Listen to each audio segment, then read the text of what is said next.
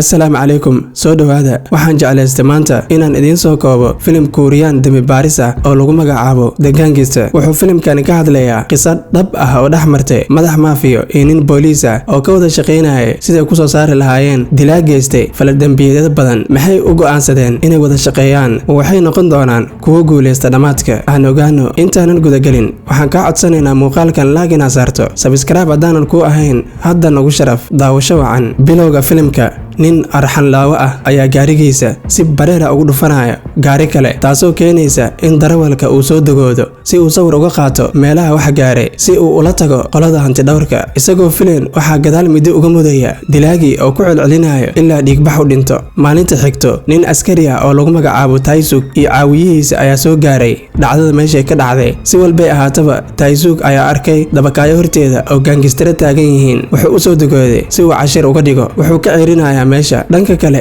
Jang oo gaangster weyn ah oo meesha iska leh ayaa talka ka wacay Taisuk taliyihiisa isagoo uga digayo inayna soo faragashan ganacsigiisa qarsoodiga ah. Taliyaha ayaa intaa kadib wacay Taisuk wuxuuna amrayaa inuu sida ugu dhaqsiyaha badan baaritaan ku soo sameeyo dilka goobta ka dhacay. Taisuk wuxuu ku arkayaa halka dilka ka dhacay calaamad isku dhac gawaari inay sababeen dilka. Saldhigana sirdoonka ayaa ka arinsanaya dhacdada dilkaas. Waxay aaminsan yihiin in dilka uu ku yimid isku day dhicitaan kadib maadaama boorsadii jeebgashiga ee dhibanaha hore loo qaatay. Si walba ahaataba Taisuk uu ka soo horjeesanayaa fikradaas isagoo aaminsan in dambiilaha uu yahay dilaa dhaba. Wuxuu soo bandhigayaa dilal la mid ah kan kuwaasoo hore uga dhacay aagaas isbuucyadii tagay. Marka laga yimaado sheegashadiisa ma haysta caddeyn ku filan oo arrintaa xaqiijinayso. Sidaas darteeda taliyihiisa ayaa ka mamnuucaya inuu soo dhaxgalo kiiskan. Si kastay ahaataba weli waxaa ka go'an isaga inuu soo saaro dilaagaas. Dhanka kale Jang wuxuu la kulmayaa cadowgiisa oo lagu magacaabo Sangdo kaasoo damacsan inuu dhulka Jang ka furto dukaaman lagu ciyaaro qamaarka isagoo u bandhigaya inay wada shaqeystaan si ay u kobciyaan ganacsigooda. Si walba ahaataba Jang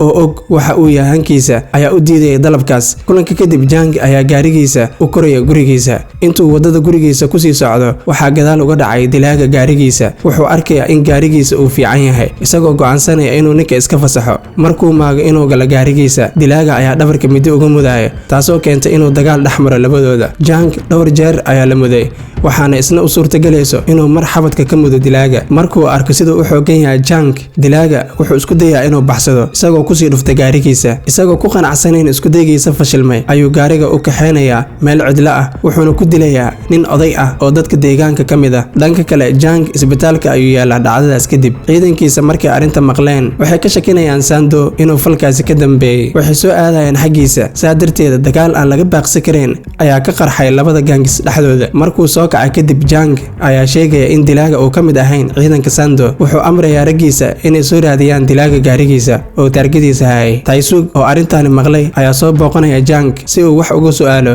dhacdadaas. Si walba tahaba Jang wuxuu diidayaa caawintiisa maadaama uu doonayn inay wada shaqeeyaan Taisuk isagoo raba inuu kaligiisa raadsado uu gacanta ku soo dhigo dilaaga si uu mudankiisa u marsiiyo. Kulankaas kadib Taisuk wuxuu ku arkayaa gaariga Jang calaamadii shilka mar kale taasoo caawinaysa sheegashadiisa ku saabsaneed qaabka dilaaga u fuliyay falalka. Habeenka marka la gaaray dilaaga ayaa ku soo noqonaya dhaqdhaqaaqiisa wuxuuna dilayaa nin tarakla ah wuxuuna ka xeysanayaa gaarigiisa. Laakiin waxaa qaybta gadaala fadhiyay saaxiibka wadaha gaariga si maskaxiyan ayuu u qoslayaa maadaama habeen gudihiisa uu sameyn doono dilkiisa labaad. Intuu gaariga sii waday waxaa ka dhacaysay mididiisa waxaana dabagal ku hayay ciidankii Jang. Maalinta xigtay Taisuk wuxuu booqanayaa Jang isagoo dhowr mar ka codsanaya inay wada shaqeeyaan. Ugu dambeyn heshiis ayaa dhex maraya. Waxay isla meel dhigayaan in Jang uu keeno wax walba oo ku baxaya baaristan hadday noqon lahayd awood dhaqaale iyo mid ciidan. Xilli Taisuk uu maamuli doono xirfadaha iyo waxyaabaha laga maarmaanka ah ee socodsiin karo baaritaankan. Intaas ka hor Jang ayaa u yeeranaya sawir qaade si uu ugu sharaxo dilaaga wejigiisa isagoo adeegsanaya keedka xasuus wanaagiisa. Sawirkan gacan ku samayska ah ayaa ugu filnaan doona inay ku raadiyaan intaanan u bixin raadinta dilaaga. Jang wuxuu amray ciidankiisa inay soo dilaan Sando iyagoo isticmaalaya mindidii dilaaga oo markay ka dhacday ay soo qaateen. Raggiisa waxay mindida si bareera uga soo tagayaan jirka Sando si ay cambaareynta dusha uga tuuraan dilaaga. Taisuk oo ogsoon xaaladda halkee maraysay wuxuu uga shakinayaa dilka Sando inuu Jang geystay isagoo hortiisa ka sheegaya. Dagaal ayaa dhex marayo wallow uu jira heshiis u dhexeeyay iyadoo Taisuk laga adkaanayo dagaalkooda kadib. Taisuk ayaa u sheegaya in marka hore uu gacanta ku soo dhigi doono dilaaga intaa kadibna uu dambi ku soo oogi doono Jang. Maalinta xigtay Jang iyo Taisukba waxay soo xaadirayaan janaasada Sando. Dilaaga ayaa si qarsoodi ah ula kulmaya ciidan ka mid ah Sando isagoo u sheegaya in Jang uu dilo hogaamiye hogaamiyahooda. Xilli uu usii socdo gurigiisa, dilaaga ayaa qaabkii oo kale qof kale usii dilaya, iyadoon ay jirin wax sababa uu dadka u baabi'inayo oo aan ka ahayn inuu qanaaco ku dareemayo in qof naftiisa uu dhaafiyo. dhanka kale, Jank ciidankiisa waxay soo ogaanayaan gaariga dilaaga. Jank iyo Taisug ayaa baaraya, iyagoo raadinaya wax ka caawiyo oo ay ku aqoonsadaan dilaaga. waxaa soo weeraraya ciidankii Sando oo raadinaya argudashadooda ku aadan Jank. inkastoo ay badnaayeen, haddana waxaa ka adkaanaya Jank iyo Taisug oo adeegsanaya xirfadooda cajiibka ah. baaritaankii waxay ku soo ogaanayaan farihii dilaaga, waxayna si buuxda u aqoonsadeen qofkuu yahay. waxay ka soo raadinayaan